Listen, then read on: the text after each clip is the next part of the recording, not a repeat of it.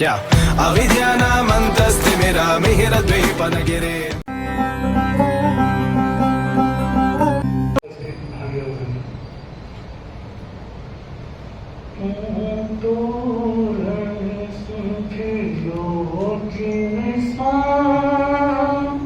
अद्भुत बात करते अमाम प्रभु नेम स्वामी तू जगन्नाथ अंतर्यामी रिठ नेम स्वामी तू जगन्नाथ अंतर्यामी राजमती चांदी जिन राय राजमती चांदी जिन राय शिव सुख सो प्रेत लगाए प्रभु ने स्वामी तू जगन्नाथ अंतर्यामी रिठनेन स्वामी तू जगन्नाथ अंतर्यामी।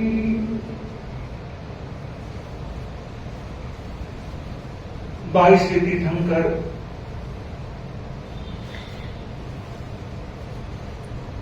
प्रभु अरिष्टनेमी उनके 8 भावों का वर्णन प्राप्त होता है और उन 8 वर्ण भावों के साथ में राजीमती का भी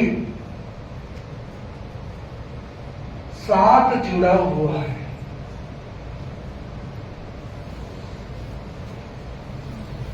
पहले भाव में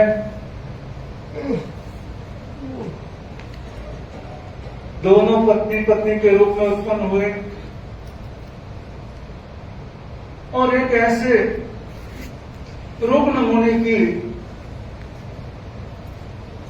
औषध आदि बहरा करके सेवा करके उन्होंने सम्यक्त्व और फिर व्रत श्रावक व्रत स्वीकार किया। वहां से आयुष्य पूर्ण करके देवलोक वापस मनुष्य वापस देवलोक वापस मनुष्य ऐसे करते करते 7वें भाव के अंदर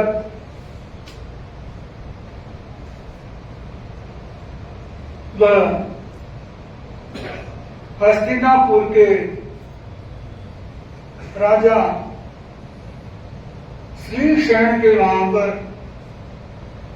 उनकी रानी श्रीमती के पुत्र के रूप में उत्पन्न हुए। उनका नाम रखा गया शंख। और उधर चंपा के राजा जितारी और उसकी धर्म पत्नी की कोखी से एक पुत्री उत्पन्न हुई जिसका नाम यशोमती रखा गया। कालांतर में जितारी की पुत्री यौवन अवस्था में पहुंची और उस समय शादी का प्रसंग आया तो उन्होंने एक स्वयंवर रचा। अनेक राजा राजकुमारों को उस स्वयंवर में निमंत्रण दिया और उसके अंदर राजकुमार शंख भी आए। राजकुमार शंख को देख करके बाकी सब राजा राजकुमारों को छोड़ करके यशोमती ने उनके गले के अंदर वरमाला डाल दी और उनके साथ उनकी शादी हो गई। उधर जब महाराज श्रीशैन ने देखा कि पुत्र योग्य हो गया है तो पुत्र को राज्य का भार देकर के स्वयं दीक्षित हो गए और दीक्षित होने के बाद साधना में लगे और साधना काल के अंदर उन्होंने कर्मों को 4 घनघाती कर्मों का क्षय किया और केवल ज्ञान को प्राप्त हो गए। कालांतर में महाराज शंख अपने राज परिवार के साथ एक उद्यान के अंदर कीड़ा करने के लिए गए। आज की भाषा में पिकनिक मनाने के लिए गए और वहां पर उन्होंने देखा कि एक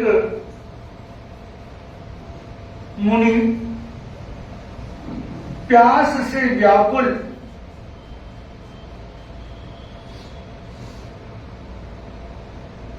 अब उनके पास पानी की गवेषणा कर रहे, लेकिन प्रासुक पानी कहां उपलब्ध हो, पक्का पानी कहां उपलब्ध हो। देखते देखते ऐसे करते करते महारानी यशोमती को याद आया कि खाने के अंदर जो रायता बनाना है, उस रायते के अंदर किशमिशें डालनी है, वो भिजोई हुई है, तो उसका पानी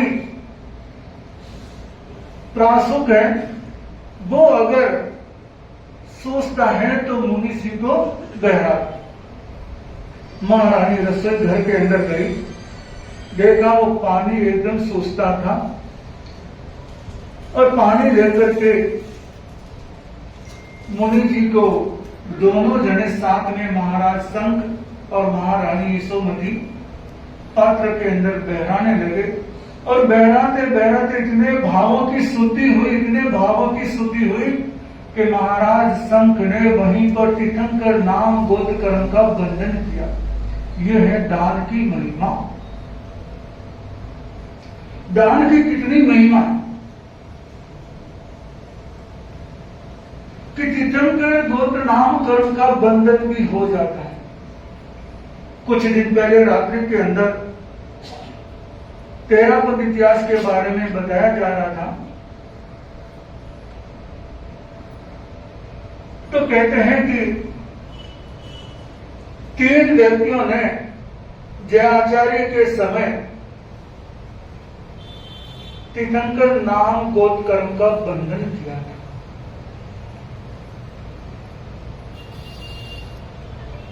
उसमें एक चित्तौड़ के ढीलीवाल जी, उन्होंने दान देकर के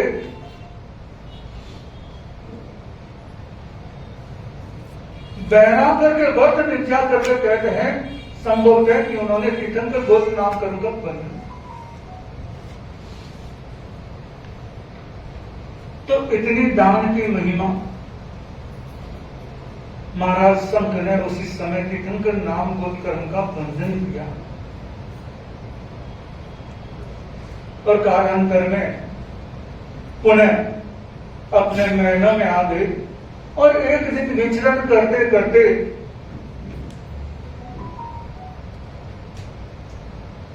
जो मुनि पिता बने थे अब केवल ज्ञानी हो गए, वापस उसी नगरी में पधारना हुआ। महाराज शंख परिवार सहित उनकी देशना सुनने के लिए गए, दर्शन किए, देशना सुनी और देशना सुनने के बाद अलग से जाकर के पूरे परिवार ने केवल ज्ञानी मुनि की उपासना की और अपनी जिज्ञासा को समाहित करने के लिए पूछा कि भगवान, मेरा यशोमती के प्रति इतना लगाव क्यों?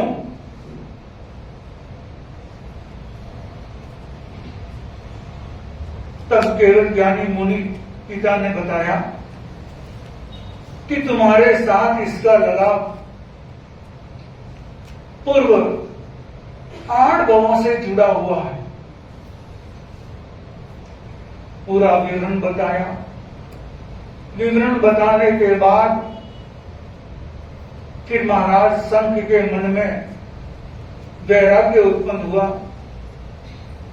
महाराज संत, महारानी यशोमती दीक्षित हो गए और अपनी साधना में लगे और वहां से आयुष्य पूर्ण करके देव गति में देव बने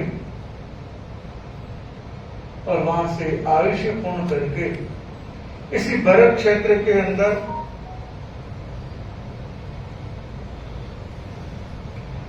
शौर्यपुर नगर के अंदर महाराज समुद्र विजय और महारानी शिवा की कुक्षी में उत्पन्न हुए। महारानी ने 14 स्वप्न देखे। महाराज समुद्र विजय और श्री कृष्ण के पिता वासुदेव दोनों सगे भाई थे। कृष्ण और अरिष्टनेमि दोनों चाचा ताऊ के भाई थे। गर्भकाल पूर्ण हुआ, बच्चे का जन्म हुआ। नाम के लिए भी नामकरण संस्कार का समय आया। एक कार्यक्रम रखा और जब कार्यक्रम रखने के बाद महाराज ने कहा कि इसका नाम के पहले इस राज्य के अनेक राजा महाराजा की अनिष्ट करने वाली, इस राज्य को अनिष्ट पहुंचाने वाली दृष्टि रहती थी। जैसे इस बालक के गर्भ में आने से वह दृष्टि बदल गई और इसलिए इसका नाम अरिष्ट नेमी रखा गया। इसके पीछे एक और भी घटना है, मैं उसका उल्लेख नहीं करूंगा। और इधर अरिष्ट नेमी धीरे धीरे बड़े हुए और एक बार कहते हैं कि अरिष्ट नेमी द्वारिका के अंदर घूमते घूमते वासुदेव श्री कृष्ण की आयुषशाला के अंदर चले गए और आयुषशाला के अंदर जाकर के देखा शस्त्रागार था, जहां शस्त्रों को रखा गया। वहां पर कहते हैं कि वासुदेव के हथियार कोई नहीं उठा सकता जल्दी से। अरिष्ट नेमी वहां गए और हथियारों का निरीक्षण करते करते उन्हें एक शंख मिला और वह शंख उठाया और उठा करके बजा दिया। जैसे ही वह शंख की ध्वनि द्वारिका के अंदर फैली और अरिष्ट ने भी देखा कि ये क्या, दूसरा और कौन वासुदेव आ गया जिसने ये शंख बजाया। मेरे से ऊपर कौन आ गया। जल्दी गए, आयुषशाला के अंदर गए और देखा कि वहां तो अरिष्ट नेमी कुमार उस शंख के ज्ञान की तरह लेकर के देख रहे हैं। अब उन्हें लगा कि ये मेरे से भी ज्यादा बलशाली है, तो उन्होंने देखा कि इसका बल कैसे कम किया जाए।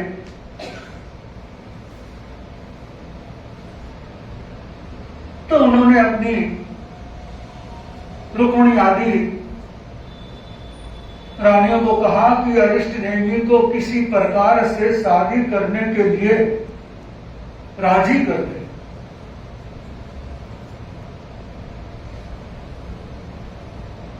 महारानियों ने एक दिन उद्यान के अंदर अरिष्ट नेमी को लेकर के उनके साथ मनोरंजन करते हुए शादी की बात कही। अरिष्ट नेमी मौन रहे, कुछ बोले नहीं, हां या ना कुछ भी नहीं बोले। और इधर फिर कृष्ण भी आ गए। उन्होंने देखा कि ये बोल नहीं रहा है, तो कहा जाता है कि कोई बात का उत्तर नहीं दे तो उसकी स्वीकृति समझ लेते, मौनम सन्मति लक्ष्य, यानी मौन ही इसकी स्वीकृति है। तो रुक्मिणी ने अपनी बहन राजीमती के साथ सगाई की बात पक्की करा। अरिष्टनेमी कुछ बोले नहीं, फिर भी शादी की तैयारी हो गई, शादी का दिन भी हो गया। अब बारात जा रही है, इतनी बारात कि लोग देख करके ताजुब करने लगे कि ऐसी बारात कभी देखी नहीं है। एक पुराना गीत भी आता है, नीम की जान बड़ी भारी, देखने को आए नर नारी, असंख्य हाथी घोड़ा असवारी, मनुचरी गिनती नहीं आ रही। इस प्रकार से इतनी बड़ी बारात, असंख्य हाथी घोड़े और मनुष्य की तो गिनती नहीं की जा रही, इतनी बड़ी बारात लेकर के राजा उग्रसेन के उधर जा रहे। और रास्ते के अंदर जैसे ही मिथिला के बाहर पशुओं का कुंदन सुना और सारथी से पूछा कि आवाज किसकी, इतने पशुओं की आवाज किस लिए? तो उसने बताया कि ये आपकी बारात के अंदर जितने मेहमान आए हैं उन सबको, इन पशुओं को काट करके इनका मांस आपके बारातियों को परोसा जाएगा। इतनी बात सुनी और अंदर से एकदम उनका मन, आत्मा हिल गई कि मेरी शादी के लिए इतने पशुओं की बलि। सारथी को कहा कि इधर से वापस रथ मोड़ दे। अरिष्टनेमी शादी किए बगैर ही वहां से वापस रथ मोड़ दिया और फिर कालांतर में दीक्षित हो गए। वर्षी दान दिया, सब कुछ किया, लेकिन दीक्षित हो गए। दीक्षित होने के बाद बहुत कम समय में केवल ज्ञान प्राप्त किया और केवल ज्ञान प्राप्त करके तीर्थंकर बने, तीर्थ की स्थापना की और तीर्थंकर बने। उन्हीं तीर्थंकर तीर्थ के अंदर राजीमती जी दीक्षित हुई और कालांतर में शेष 4 कर्मों को क्षय करके अरिष्टनेमी भगवान मोक्ष को प्राप्त हुए। मैंने अति संक्षिप्त में अरिष्टनेमी के बारे में ये आपको बताया। अब मेरा निवेदन श्रद्धेय मुनि से